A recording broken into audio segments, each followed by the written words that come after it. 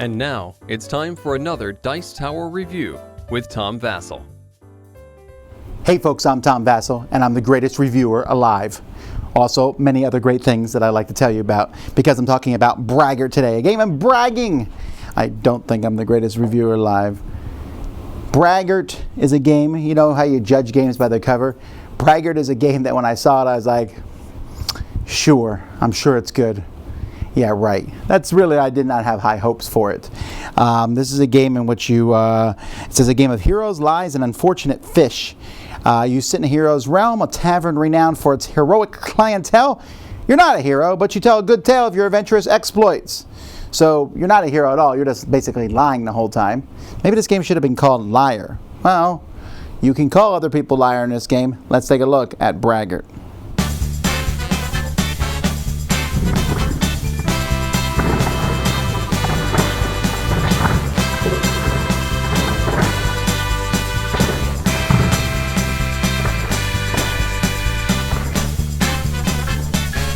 So everyone is going to get 4 cards from a deck of cards. There's all sorts of cards that are in here.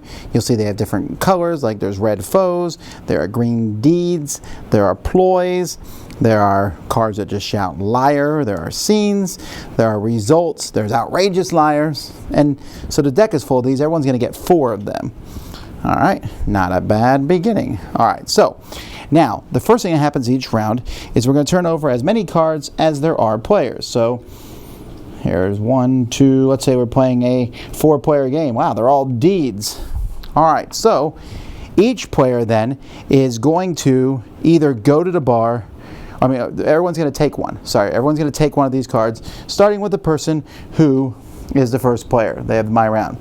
After everyone has drafted a card, each person can go to the bar, which simply means you draw 3 more cards. And that's it. And the first person to go to the bar each turn is going to be the first player of the next turn. Players can also basically boast. When you boast, you need to play 1 deed. So maybe I forged weapons of elemental fire for the foulest of all dragons and 1 foe. So you're going to play 1 deed and 1 foe. You can also play a result. And now I've been offered the post of King's Champions. And you can also put a scene. I forge weapons of elemental magic for the foulest of all dragons atop the ruined citadel, illuminated by flashes of lightning. And now I've been offered the post of the King's Champion. The problem is that other players can possibly play liar or outrageous liar cards, which unless you block them with a yes I did card, they're going to allow them to replace it. So maybe they'll say, no, you have been offered to post a King's Champion, and then I hid in my house crying. Or maybe you forged weapons of elemental magic for an angry-looking chicken, which is, I guess, more problematic. And you know what, said someone else? They weren't forging weapons. You ran screaming from an angry-looking chicken atop the ruined citadel illuminated by flash of lightning, and then I hid in my house crying. Or maybe in front of friends and family. That's a much, much worse boast. So each person's going to go around and make a boast if they want to, or they're going to go to the end and draw some cards. Now you can play these liar and outrageous liars, and there's other cards you can play. There's also cards where you can basically say, no, I am a witness. You can protect someone else and say, I saw them actually do it. So either way, everyone is going to do this, and everyone is going to basically count their boast value by comparing them. This boast value is a total of 4. But maybe I defended many women and children from the foulest of dragons. That's all I have here. And this is a boast value of 14.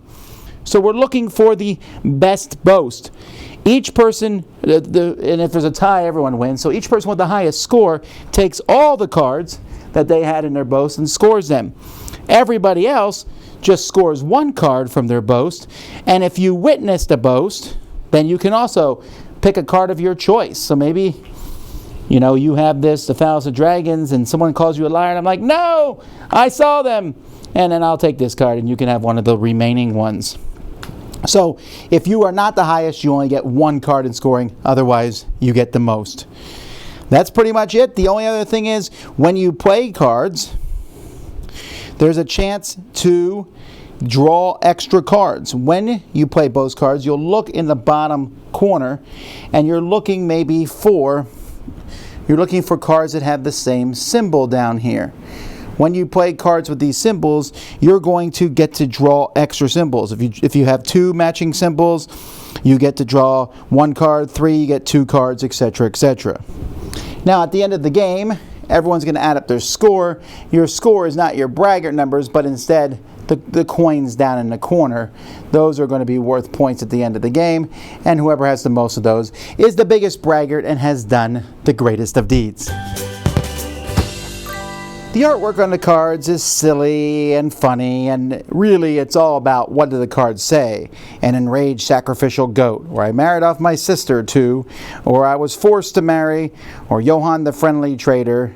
So there's all sorts of a coven of pompous cultists in the forsaken temple, the king himself, I was forced to pose for a portrait with, an Amazon warrior priestess, things like that here seen while carrying a swooning maiden, so on and so forth. So the card quality itself is very good, and there's a round sequence card, so it helps you figure out what to do each round.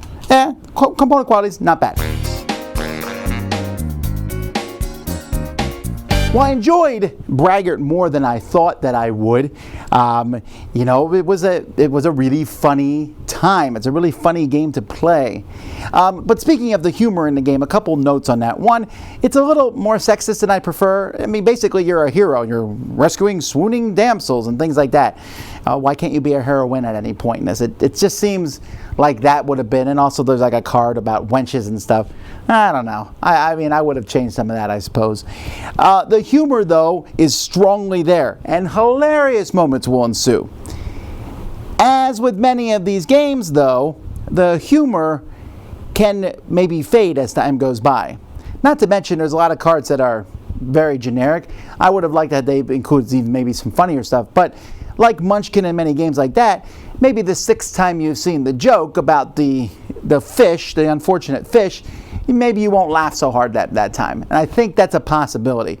So I'm not sure there's a lot of replayability in this game.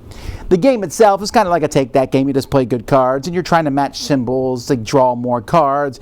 You're trying to get points and have the biggest one. And then you just play liars and other people are witness and things like that. And it's funny and you can get really into it. And I think if you get really into it, you will enjoy it.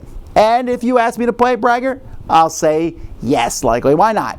It is a fun experience. I just don't think it's like amazing, and it's not a game I probably would put in my collection because I worry about the replayability of it. But man, was it silly fun. It's just entertaining to tell these stories, and I could see this system being, expounded upon, maybe with a modern setting or any other setting. But, well, there you go.